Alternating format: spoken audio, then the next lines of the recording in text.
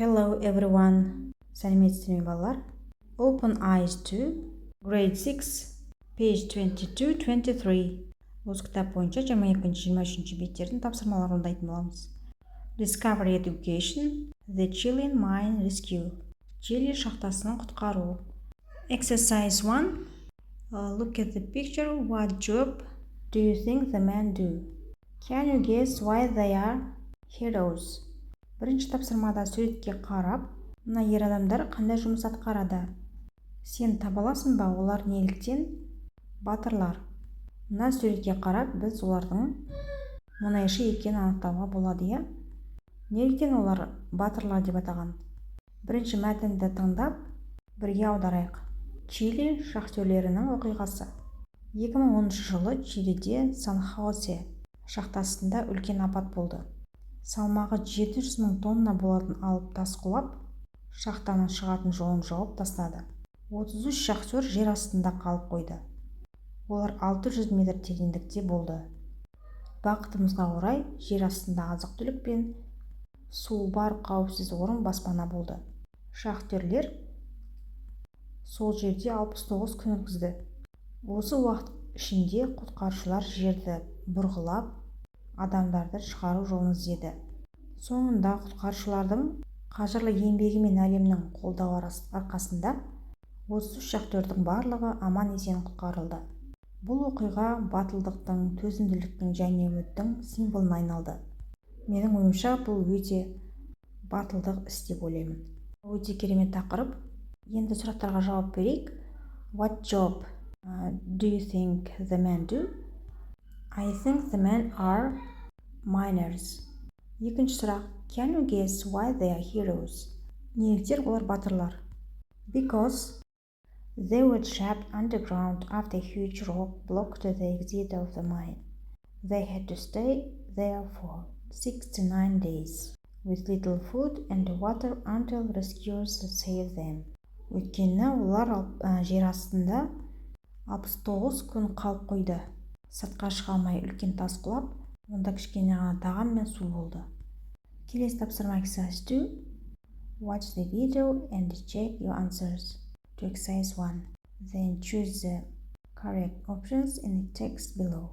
Балалар, екінші тапсырмада астында берілген мәтінге қарап, дұрысын таңдап толтырамыз. Мысалға, бұл оқиға қай жыл болды? 2010 немесе 2012? Әрине, бұл оқиға 2010 жыл болды. In 2010 дегенді белгілеп жазамыз. Екінші сөйлемде 33 мұнайшы болды ма, жоқ әлде 43? Ішінде 33 мұнайшы болды.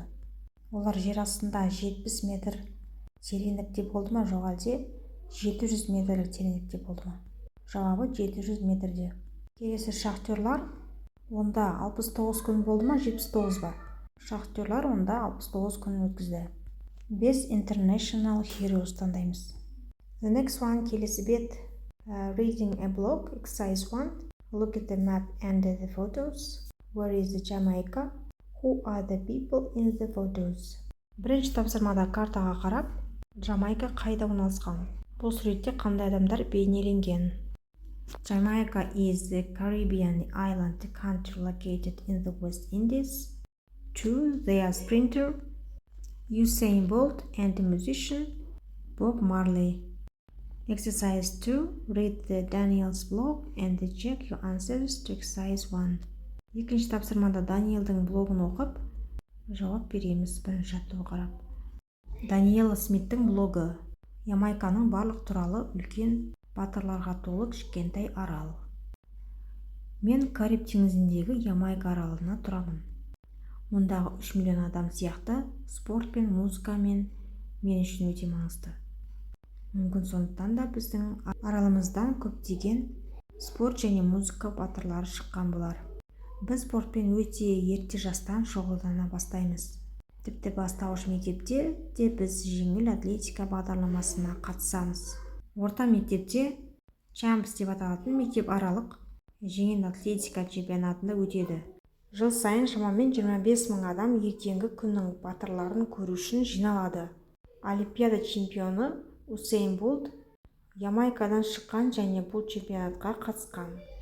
Exercise 3. Read the article again and answer the questions. Үшінші тапсырмада мәтінді қайтадан оқып, сұрақтарға жауап береміз. 1. How many people live in Jamaica?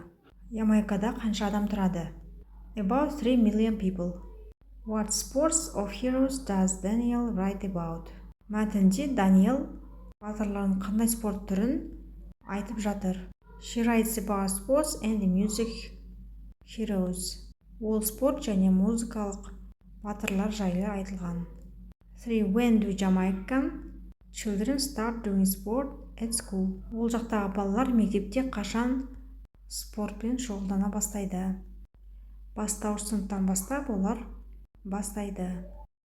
Осылай қалған жазып аламыз. Exercise 4.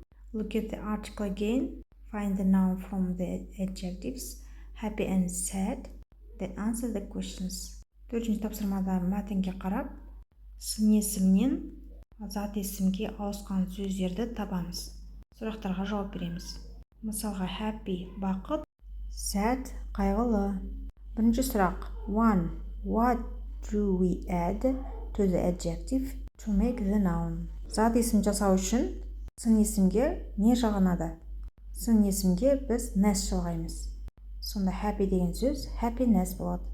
2. What happens to the y in happy when we make the noun? Happy деген сөздегі соңғы y деген әріпі зат есімге ауысқан кезде не болады? Y әрпі I әрпіне ауысады. Сонда happiness. Мәтінде екі зат есім бар. Sad, sadness, happy, happiness. Exercise 5.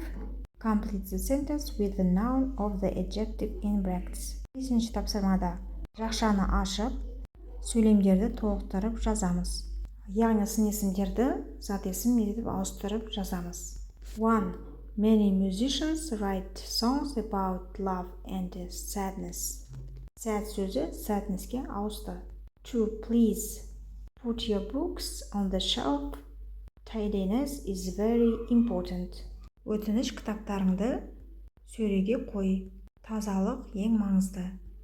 Exercise 3. Test your memory. Complete the sentence. 3-ші тапсырмада мұнда сөйлемнің жарысы берілген, соны толтырып жазамыз мәтінге қарап. Мысалы, 1. The San-Joy mine is in the Atacama Desert. Сан-Джо шахтасы Атакама шөлінде орналасқан. 2. The rock fell in front of the mine's exit. Үлкен тас шахтаның шыға берісінде құлады. 3. The camp was called Esperanza, which means hope. Esperanza лагері үміт деген мағынаны береді. Осылай қалған жазып аламыз.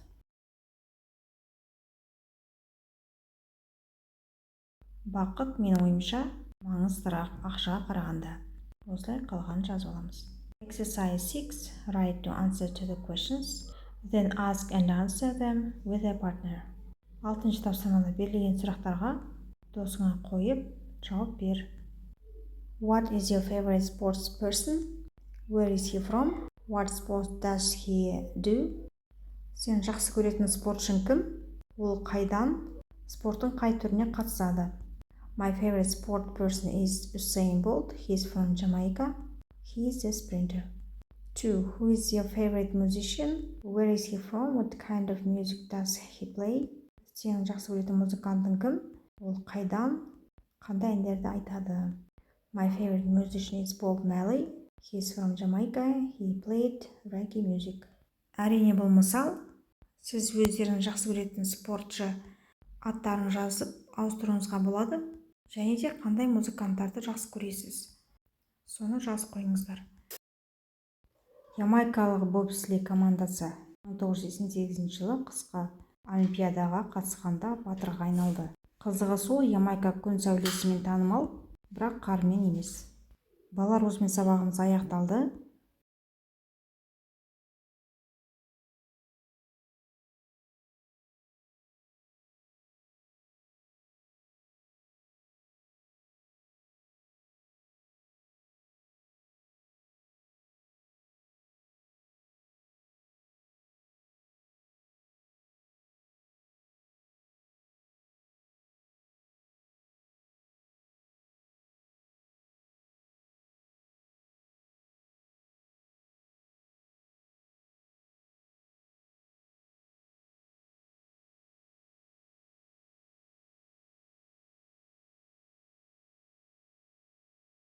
Exercise 4. Test your memory.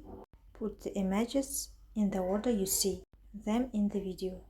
Then watch again and check your answers.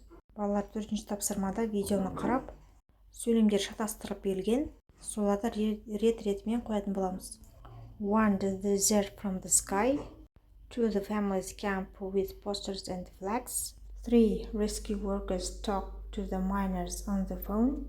4. A message on the drill. 5. The families hold flags and celebrate. 6. A miner in hospital. Exercise 5. Work with a partner. Imagine you are journalists and you are going to interview the Chilean miners.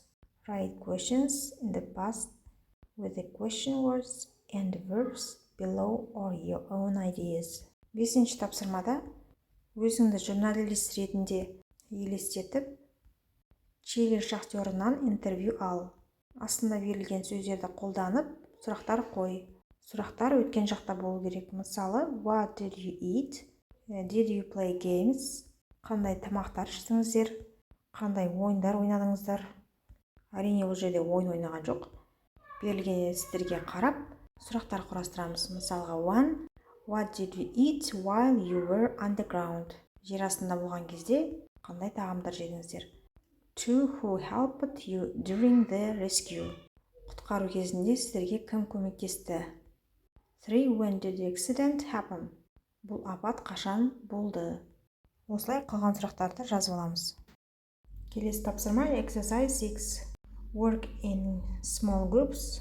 Journalists ask you questions from exercise 5 and the miners answer. Then swap. Кішкентай топтық жұмыс. 5-ші жаттығуға қарап, журналист сұрақ қойып, мұнайшылар жауап береді. Мысалы, what did you eat? We had a little cold food with us. Then the rescue workers gave us some more food. Диалог сияқты құрастырып жазамыз. Journalist, what did you eat while you were underground? I ate some bread and canned food. Осында диалог құрастыруға болады. Fact. The Jamaican bobsleigh team became heroes when they entered the Winter Olympics in 1988. Strange, Jamaica is famous for its sun, but not for its snow. Ямайкалық бобслей командасы 1988 жылы қысқы олимпиадаға қатысқанда батырға айналды. Қызығы сол, Ямайка күн сәулесімен танымал, бірақ қармен емес. Балалар, осымен сабағымыз аяқталды. The lesson is over. Сабақ пайдалы болса, лайк басып тіркелуді ұмытпаңыздар. Сау болыңдар балалар. Бай-бай.